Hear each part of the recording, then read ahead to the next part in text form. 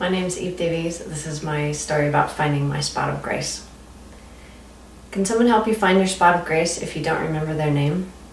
When I was 7, we moved to Dinosaur National Monument in the canyon country of northwest Colorado. It was remote and beautiful. The nearest town had 300 people, was miles away, and there were a few other children around.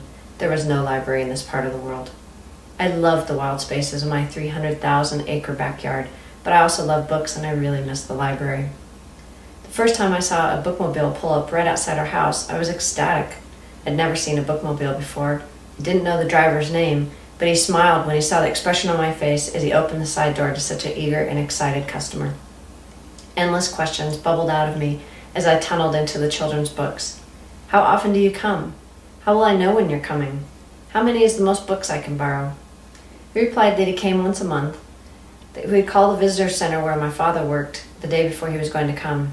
I could check out 4 books. I was crestfallen there was only 4. While I was trying to decide which of the armful to choose, his eyes twinkled. He tipped the placard with the 4-book limit notice on it face down and said, "For you, miss, you can borrow as many as you can carry." I was so relieved. The notion of only 4 books for an entire month seemed just impossible. The next month, I was waiting at the edge of the road when he pulled up, fully prepared.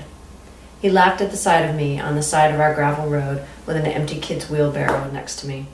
I was very pleased with myself for coming up with such a marvelous solution, but when I saw him laugh, I was afraid that maybe this wasn't going to be acceptable. The driver, however, was delighted to have such an enthusiastic customer. It became clear very soon that we shared a love of books and stories. He started to bring me new books he thought I would like from a larger library since I'd read so many of the ones in the bookmobile. For 3 years, I immersed myself in stories of faraway lands and experiences I could only have through reading. I wish I could remember his name now.